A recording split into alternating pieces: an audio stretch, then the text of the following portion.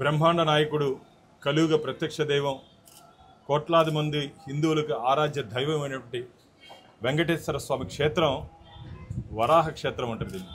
కానీ కొందరు దుర్మార్గులు దీన్ని విహార క్షేత్రంగా అనుకుని ఇక్కడికి వచ్చి వాళ్ళ ఇష్టానుసారం మొన్న రాత్రి 10:30 గంటల సమయంలో క్యూ లైన్లో వైసీపీకి సంబంధించినటువంటి ఒక నాయకుడు ఇక్కడికి వచ్చి ఉద్దేశపూర్వకంగా భక్తుల్ని రెచ్చగొట్టి EO down down, chairman down down, TTD down down, ప్రభుత్వం నశించాలని చెప్పి వ్యతిరేకంగా నినాదాలు ఇస్తూ మీరు చేతులు పైకెత్తి నినాదాలు ఇవ్వండి అని చెప్పి పక్కన ఉంటే భక్తులను కూడా రెచ్చగొట్టే విధంగా వ్యవహరించడాన్ని మేము తీవ్రంగా ఖండిస్తున్నాం. ఇది ఆధ్యాత్మిక క్షేత్రం.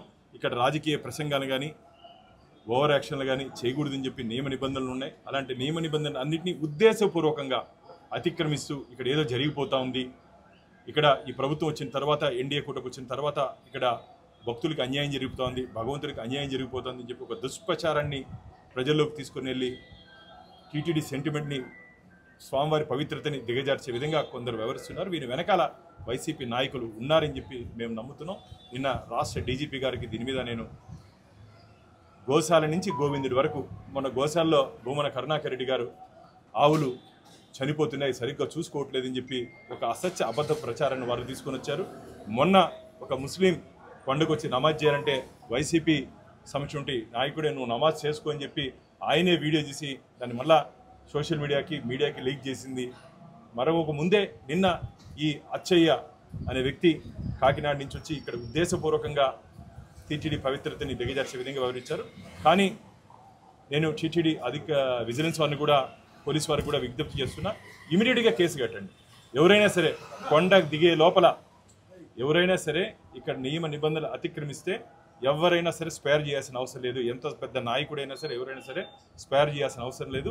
కొండ దిగే లోపల వాళ్ళని కేసు కట్టి చట్టరీత్యా వారి మీద చర్యలు తీసుకోవాలని చెప్పి మేము డిమాండ్ చేస్తున్నాం. రాబో రోజుల్లో దీంట్లో చట్ట సవరణ ఏదైనా చేయాలంటే కూడా ధర్మకర్తల మండలిలో ఒకసారి దీని మీద చర్చించి చట్ట సవరణ అవసరమైతే దీని మీద చేసేదానికి కూడా మేము సిద్ధంగా ఉన్నాం. ముఖ్యమంత్రి గారి దృష్టికి కూడా, ఎందుకంటే ఇది ఒక అలవాటుగా మారబోతోంది. ఈ అలవాటుని మేము కొనసాగించే ప్రసక్తే లేదు.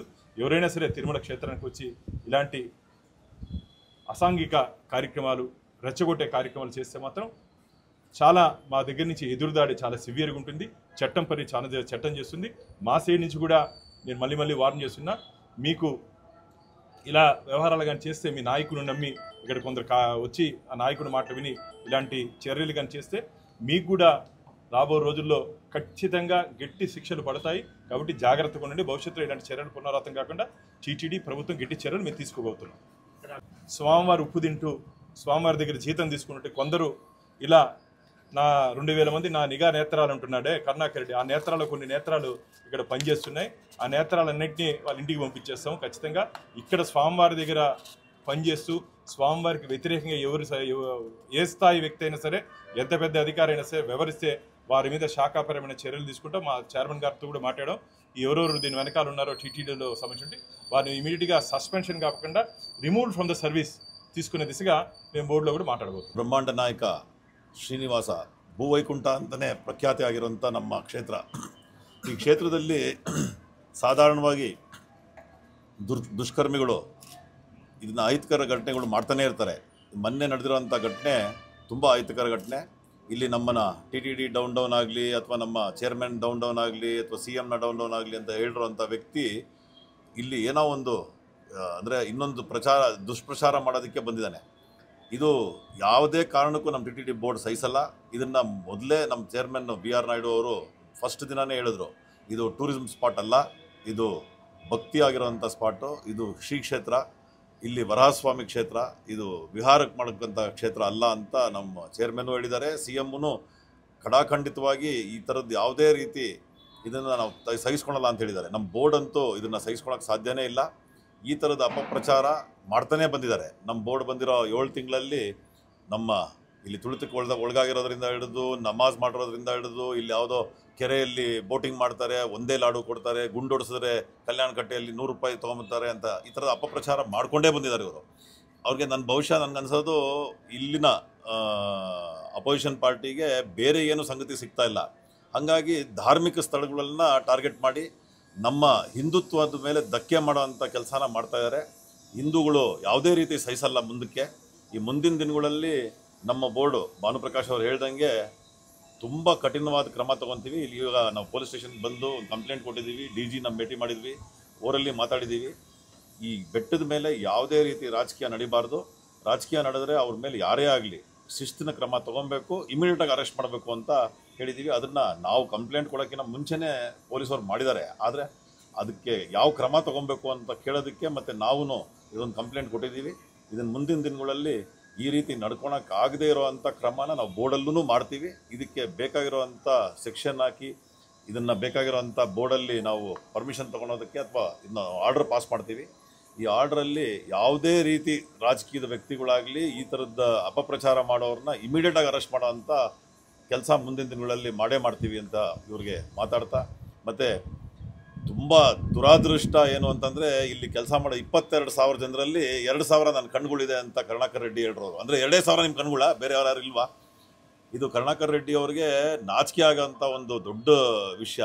ಏನಕ್ಕೆ ಅಂದರೆ ಬಾಂಧವ್ಯದಿಂದ ಇರೋ 22,000ದಲ್ಲಿ 2,000 ಜನ ಮಾತ್ರ ಪ್ರತ್ಯೇಕವಾಗಿ ತೊಗೊಂಡು ಇವ್ರು ನನ್ನ ಜನ ಅಂತ ಹೇಳಿದ್ದಾನೆ. ಅಂದರೆ ಅದರಲ್ಲಿ ನೀವು ಏನು ಪ್ರೂವ್ ಮಾಡೋಕ್ಕೆ ಹೋಗ್ತೀರೋ ನಂಗೆ ಗೊತ್ತಿಲ್ಲ. 2,000 ಜನ ನಿಮಗೇನು ಬಂದು ಏನೋ ನಿಮಗೆ ಏನೋ ಜಾಸೂಸ್ಗಳ ಅಥವಾ ನಿಮಗೆ ಬಂದು ಏನಾನ ನಿಮಗೆ ಬೇಕಾಗಿರೋವಂಥ ಇದನ್ನು ಹೇಳಕ್ಕೆ ಬಂದಿದ್ದಾರಾ? ಮತ್ತು ನನಗನ್ಸಿರೋದು ಏನಂತಂದರೆ ಹೋದ ಪ್ರಭುತ್ವದಲ್ಲಿ ಏನು ಇವರು ಬಿಲ್ಗಳು ಮಾಡಿದರು, 1,100 ಕೋಟಿ ಬಿಲ್ಲು ಇಂಜಿನಿಯರಿಂಗ್ ಡಿಪಾರ್ಟ್ಮೆಂಟು ನಿಲ್ಲಿಸ್ಬಿಟ್ಟಿದೆ. ಇದರ ಒಂದು ಅವರ ಫ್ರಸ್ಟ್ರೇಷನ್ ತಡೆಯೋಕ್ಕಾಗದೆ ಇದನ್ನೆಲ್ಲರೂ ಮಾಡ್ತಾ ಇದ್ದಾರೆ ಅಂತ ನನ್ನ ಅನಿಸಿಕೆ. ಮತ್ತು ಗೌರ್ಮೆಂಟ್ಗಳು ಜೊತೆಗೆ ಅಪೋಸಿಷನ್ನು ಸಪೋರ್ಟ್ ಮಾಡ್ಕೊಂಡು ಬರಬೇಕೇ ಹೊರತು ಅದು ಇಂಥ ಧಾರ್ಮಿಕ ಸ್ಥಳಗಳಲ್ಲಿ ಸಪೋರ್ಟ್ ಮಾಡಬೇಕು. ಆ ಸಪೋರ್ಟ್ ಮಾಡೋದು ಬಿಟ್ಟು ಈ ಥರ ಅಪಪ್ರಚಾರ ಮಾಡೋದರಲ್ಲಿ ಬಂದಿರೋವಂಥ YSRP ತುಂಬ ದುರಾದೃಷ್ಟ. ಮತ್ತು ನಮಗೆ ಇದನ್ನು సహించుకోవడానికి ಅಂತ ಹೇಳ್ತಾ ముందిన క్రమ ನಮ್ಮ బోర్డు తోనదు. సంఘటన జరిగితే రాజకీయ పార్టీలు స్పందించడం అనేటువంటిది ప్రస్తుతం జరుగుతున్నటువంటి విషయం. కానీ గత 7 నెలలుగా రాజకీయ పార్టీ నాయకులే సంఘటనలను సృష్టించి కుట్రపూరితంగా ఈ యొక్క మతపరమైనటువంటి భావోద్వేగాలను రెచ్చగొట్టి సంచలనాలు సృష్టించి తద్వారా ప్రభుత్వాలను అప్రతిష్ట పాలు చేయడం అనేటువంటి చాలా దారుణమైనటువంటి కుట్రపూరితమైనటువంటి నేరంగా మనం పరిగణించాల్సినటువంటి విషయం. దానికి శ్రీవారి ఆలయాన్ని తిరుమలను వాడుకోవడం చాలా తప్పైనటువంటి కార్యక్రమం. కాబట్టి ప్రతిపక్ష నాయకులు వారు కుట్రలను చేసేటువంటి కార్యక్రమం చేయకుండా సంఘటనలపైన స్పందించాలే తప్ప సంఘటనలను సృష్టించడం అనేటువంటిది దారుణమైనటువంటి చర్య. దానిపై చర్య తీసుకోవాలని, చట్టాలను కూడా మార్చాలని చెప్పి ఈరోజు మేము ప్రభుత్వాన్ని కూడా కోరుతున్నాం. బోర్డులో కూడా అదే ప్రవేశపెడుతున్నాం. వారిపైన చర్య తీసుకోమని, దీని వెనక ఉన్నటువంటి వ్యక్తులపైన కూడా చర్య తీసుకోమని ఈరోజు పోలీసు వారు ఫిర్యాదు చేయడం జరిగింది. ఇండియా పాకిస్తాన్ తాజా అప్డేట్స్ కోసం డౌన్లోడ్ చేసుకోండి RTV లైవ్ యాప్.